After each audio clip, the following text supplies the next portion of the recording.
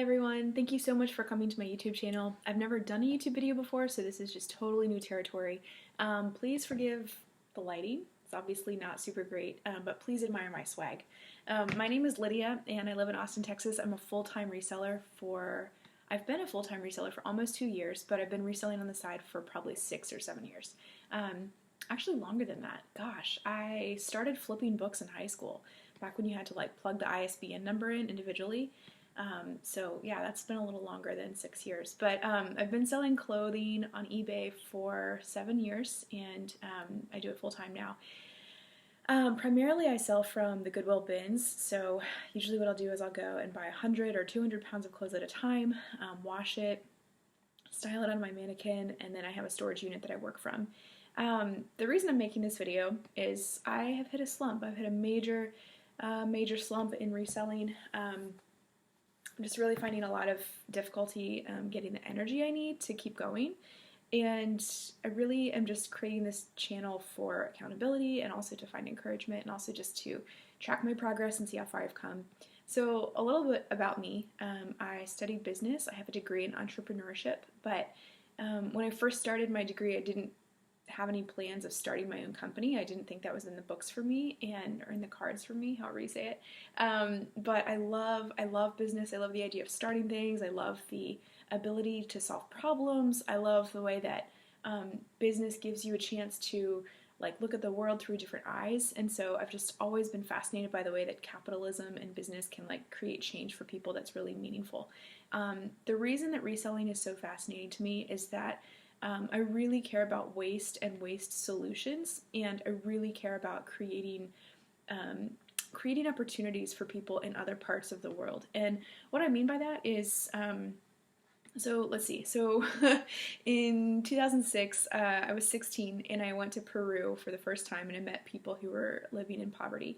And that really opened my eyes. And then in college, I traveled to India, actually went to India twice, and was able to work with people who are living in temporary shelters, people who are gypsy nomad tribes, and people who are living in basically squatters living on the side of the road.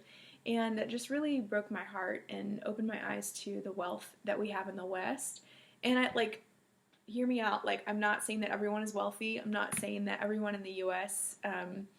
Is living at the same level of wealth. There's definitely poverty in America. There's definitely wealth inequality. But I think being able to meet people who are living without running water, people who are literally making a living, picking up trash on the side of the road, that's just, it's poverty at another level. And that really just opened my eyes. And so really since then I've wanted to fight poverty in some capacity and be some kind of a social justice warrior, which obviously being a social justice warrior, it makes it sound like you're that annoying person on Instagram who's just constantly talking about the injustice of the world and blaming everyone around them. So that's not what I mean. That's not, the person I want to be. But when I was, I think 25, yeah, so 2015, I watched this documentary called The True Cost, and many of you have probably seen it. It was on Netflix. It's not on Netflix anymore. I think it's on Amazon Prime. But The True Cost just documented the way that people, basically people working in really horrible conditions in the third world, and people who are making our clothes for us. And that was really eye-opening because I've always bought secondhand. I've never been the kind of person who shops in the mall, mostly because my mom is super frugal. And so when we were growing up as kids, we just never bought clothes new. We always shopped secondhand. I also have 6 siblings, so that's probably part of the reason for why we never bought new clothes.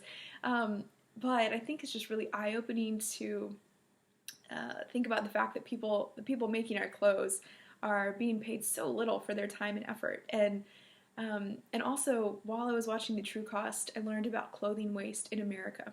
Now, I don't throw things away. I'm not a minimalist, but I don't throw things away. I don't throw food away. I don't throw stuff away. I am a big advocate for Goodwill, so definitely donating to Goodwill as much as I can. And so when I learned about clothing waste from watching The True Cost, I was shocked. I was totally shocked. I had no idea that people throw away clothes on the regular. I had no idea that the average American throws away 80 pounds of clothing every year. I don't know who the average American is because I look around at my friends and I don't see them throwing away 80 pounds of clothes, but apparently there are people out there who throw away clothes. So I just learned about clothing waste, and that just really broke my heart. So I think like the injustice of the clothing trade combined with waste in the clothing industry, those things together just really upset me and break my heart. And so fast forward, 2018, I was working for a consignment store and really just bored out of my mind. I was working with baby boomers and retirees from the greatest generation, and I really love them and respect them, but there was just a huge generation gap and I was really bored. And so I had been reselling clothes on the side for a long time, and I had been reselling to pay off my student loans, and I just decided to take it full time and see if I could make a living doing that. And it's definitely had its ups and downs. The first 6 months, I would say, I was definitely surviving, not thriving, and I wasn't sure if I was gonna be able to take it full time because, I mean, I was doing it full time, but I was like, is this something that I can actually do and like survive? And so it was really like overwhelming and definitely struggling. Also, when I started reselling, I was living in a co-op here with a bunch of college students. And like young working professionals, and so I was actually sharing a room. So anyways, for any future resellers, if you want to start a reselling business, you probably want to have your own room before you quit your job to resell on eBay full time, because my whole store, like my whole setup was based on the space I had under my loft, like my twin size loft bed. So that was just not a lot of space to work with. But thankful to say that I now have my own bedroom, and I have 2 storage units, actually 5 minutes from my house, and I have a total of 400 square feet in my storage units. So yeah, basically I'm working out of my storage units, go to the Goodwill bins. We actually have 2 Goodwill bins here in Austin.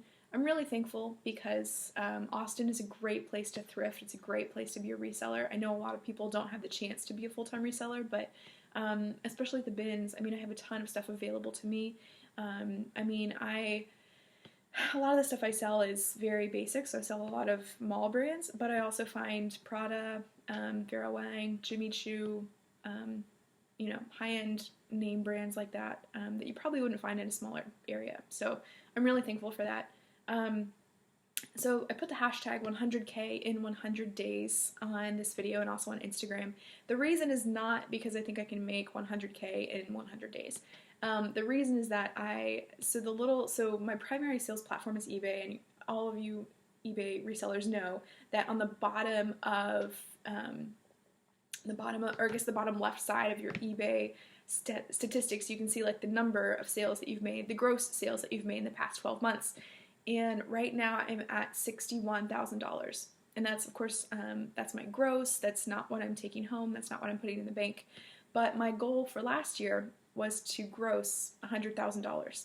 And I didn't for different reasons. And I'm sure I'll get into that in future videos. But I didn't make $100,000 last year, and it was really discouraging, really disappointing. And I really just want to keep going for that goal. And I'm just running out of steam. I feel really discouraged right now. My sales have been really slow, and I don't know if it's the platform or if it's my store in particular. I feel like I've been listing and working and just not seeing the results, and so I really want to get that number to 100K in the next 100 days. And I don't know why I picked 100 days. I guess that's a little over 3 months. Theoretically, I think it's possible. But I don't know. I definitely will require some strategy and thoughtful planning. But I just like the sound of 100K in 100 days, so that's kind of what I did. Yeah, that's so I'm planning to post a video every day of these 100 days. I've never done YouTube before. Again, I've never had a channel. I have been lurking on Poshmark. I've been lurking on Instagram and kind of like lurking the Instagram reseller community for a long time. So it feels kind of nerve-wracking to come out of hiding and say, hey, this is who I am. This is what I really look like. I think my current profile picture is like really, it's like me wearing sunglasses and like super posed and like super filtered. So I was trying to keep it anonymous because I wasn't sure how to be part of the community. But I definitely am excited to be part of the community. I think that reselling is really important, and I think there's a lot of potential. I mean, if any of you have read the ThreadUp community resale report, there is a ton of money in resale. Tons. It is a huge market. It is just ripe for disruption, as they would say in the startup world. There's so much opportunity in resale, not only for individual resellers, but also for people who want to build apps, people who want to build larger companies, people who are looking to solve the problem of secondhand waste in the United States. And not only the US, I mean, they have the same problem in Japan and other developed countries. And so, ton of opportunity, a ton of potential. So anyways, please follow my YouTube channel. Please follow me on Instagram. I can't believe I'm saying that. I don't like to be the center of attention, but follow along on this journey. If I'm being honest, I don't know if I can hit 100K in 100 days. It's definitely feasible. We'll see if it's realistic and if I can achieve that. But again, thanks for following me. My name is Lydia, and I'm excited to see where this takes us.